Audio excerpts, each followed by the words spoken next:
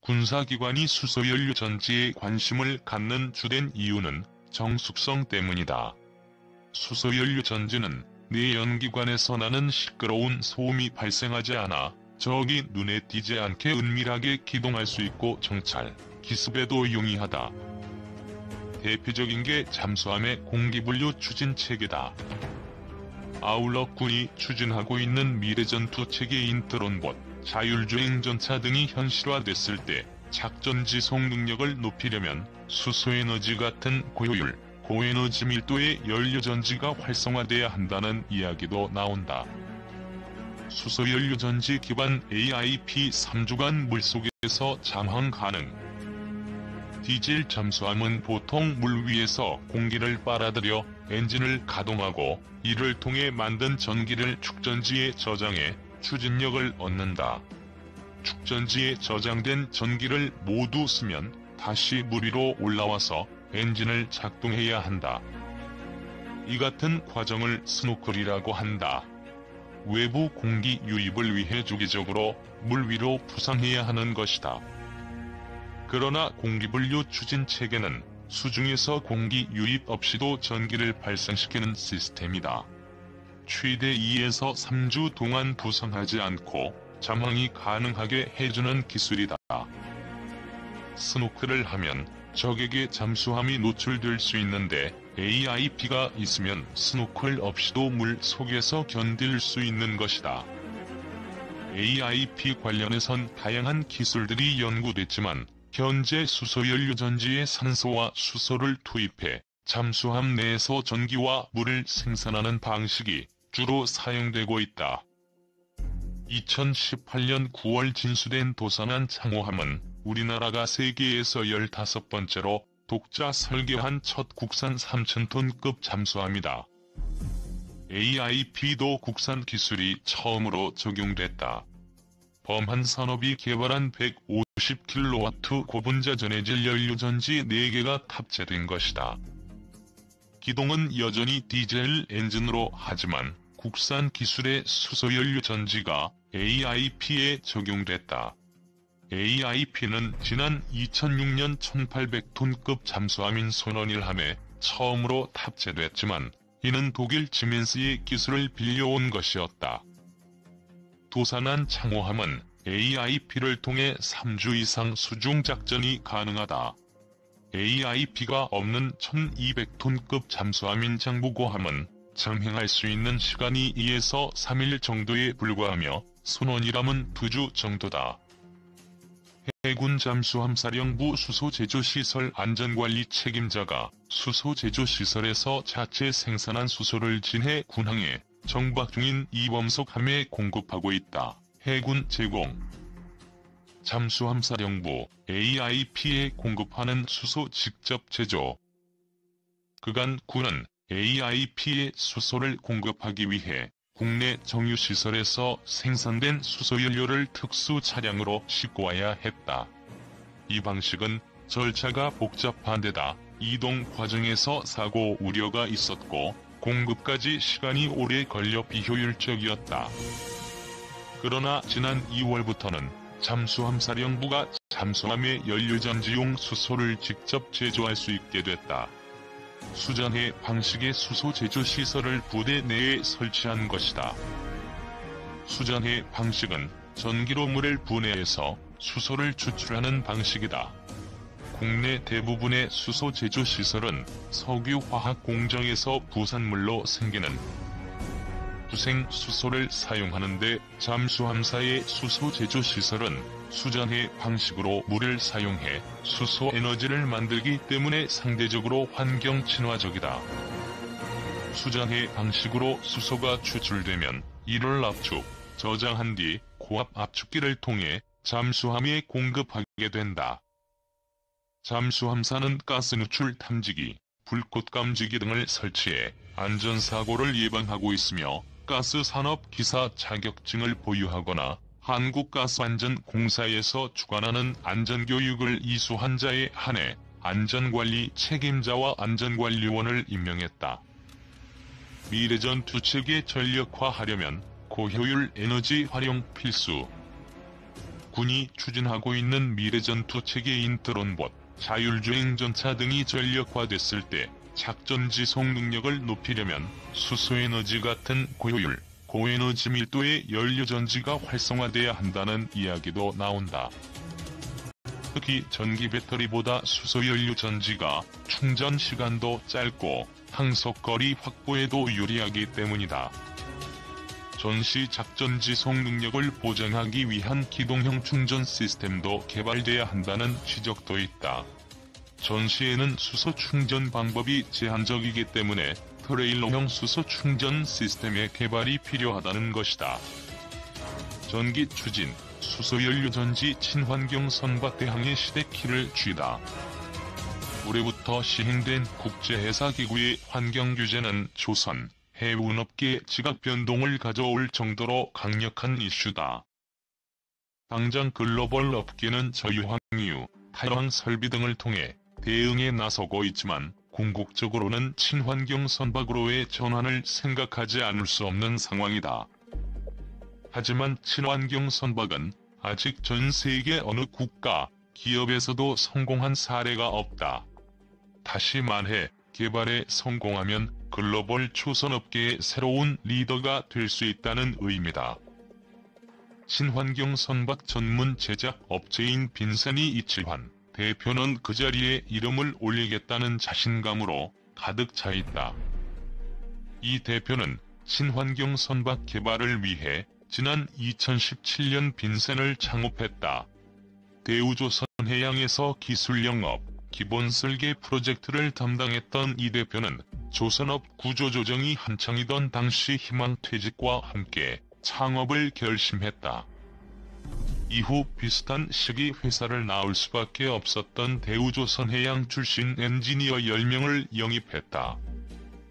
이 대표는 빈센이 기술진은 글로벌 조선업계 최고의 기술력을 가졌던 대우조선해양에서 부서장급 커리어를 거친 엔지니어들라며 상선은 물론 전투함, 잠수함 개발까지 담당했던 이들의 경력은 전 세계 어디에 내놔도 자신 있다이라고 자부했다.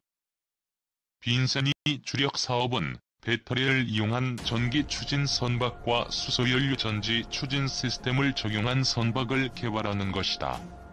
국내는 물론 전 세계적으로도 두 기술을 갖춘 기업이 없다.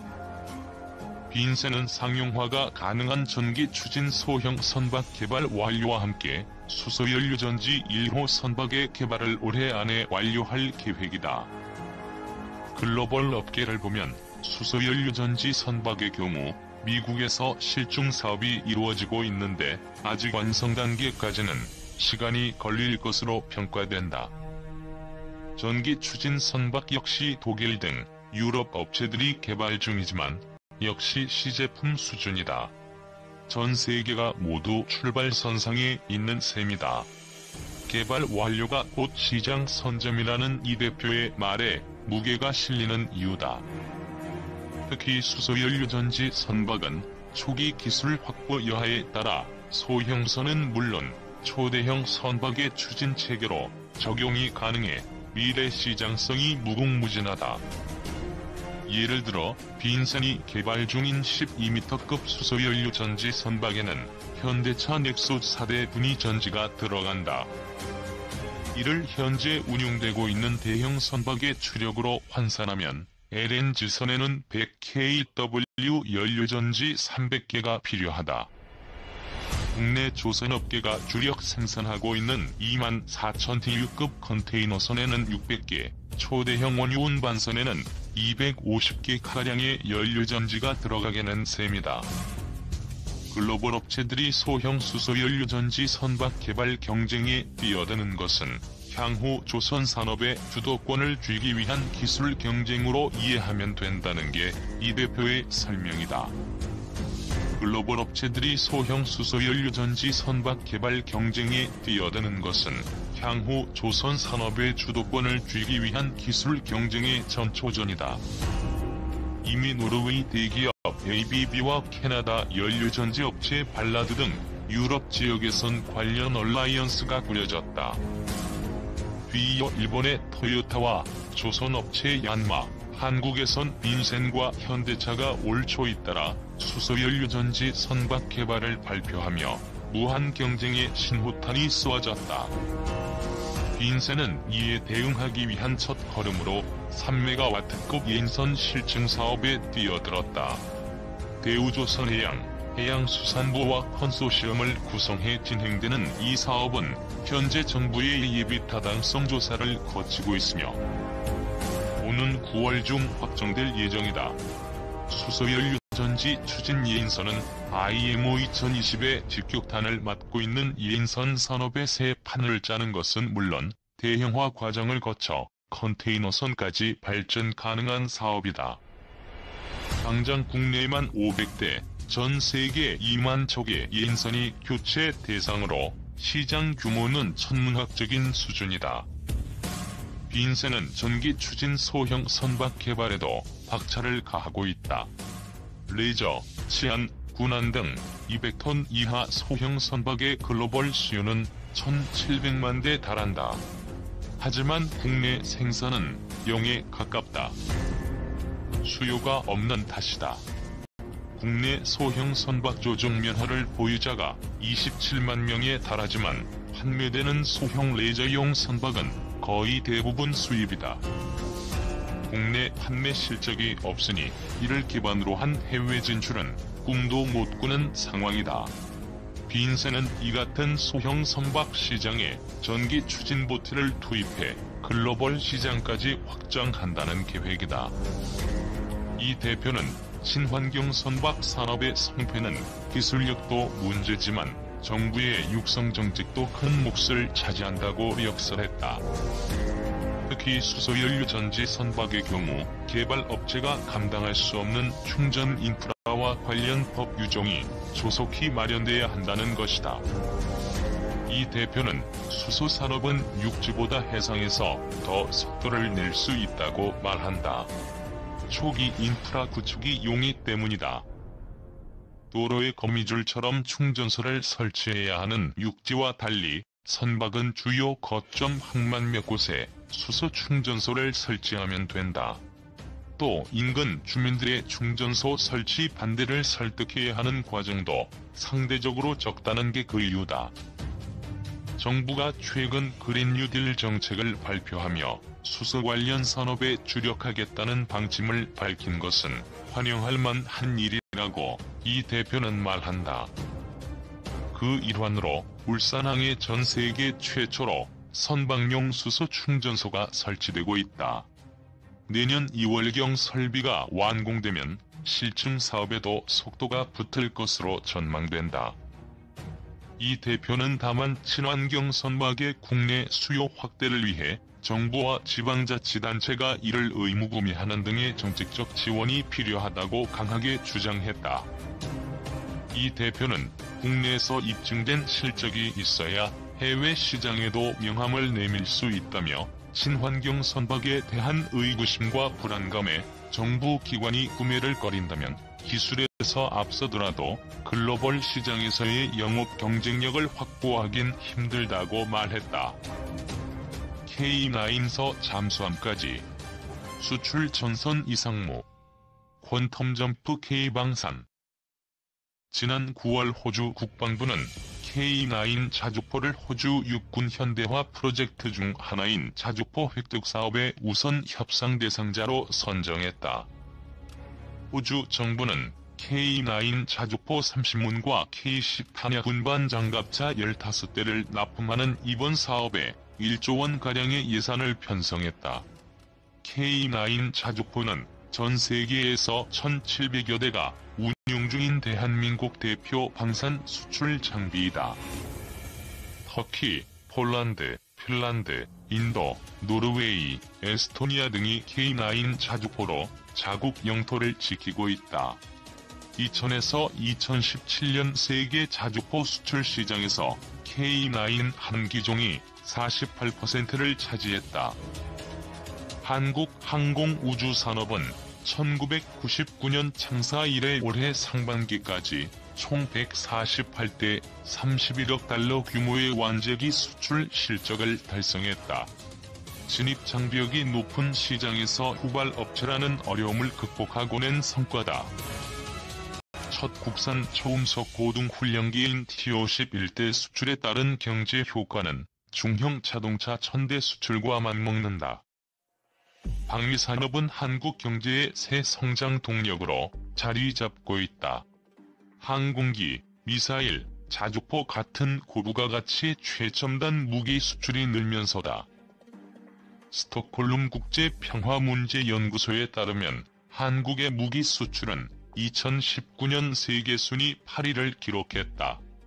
2015년에 20위에서 불과 4년 만에 10위권 안으로 진입한 것이다. 우리 방산 수출이 동력을 얻게 된 비결은 수출 대상국을 겨냥한 현지화 노력이다. 대우조선해양의 잠수함 수출이 현지화로 수출 시장을 뚫은 대표 사례다.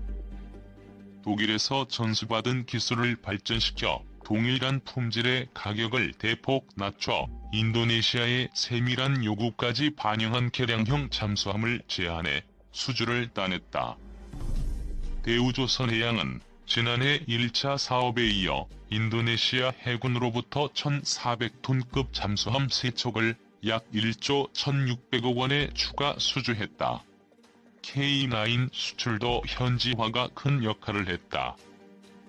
한화디펜스는 지난해 2월 호주 멜버른에 현지 법인을 설립한 이후 현지 생산 시설 구축 계획을 수립하는 등 적극적으로 현지화 노력을 기울였다. 이런 노력 덕분에 호주 육군의 차세대 장갑차 도입에서도 한화가 유리한 고지를 점할 것이라는 예상이 나온다. 호주의 장갑차 도입 프로젝트는 예산만 5조 원이 편성돼 있는 웨머드급 프로젝트다. 한화디펜스가 개발한 레드백 장갑차는 지난해 9월 최종 2개 후보 중 하나로 선정됐으며 오는 11월부터 약 10개월간 호주 육군 주관으로 현지 시험 평가가 진행된다. 중국의 위협이 날이 갈수록 고조되는 점도 방산 수요 증가에 한몫하고 있다. 동남아 국가와 인도를 중심으로 중국에 대응하기 위해 국방력을 확충하고 있다. 필리핀은 교류가 가장 활발한 국가 중 하나다. 현대중공업이 필리핀 해군의 신형 호위함인 호세리자호를 인도한 것을 비롯해 상륙용 장갑차와 소총 등 총기류, 군용 차량, 고등훈련기 겸 경공격 전투기, 방탄 헬멧 및 방탄복 등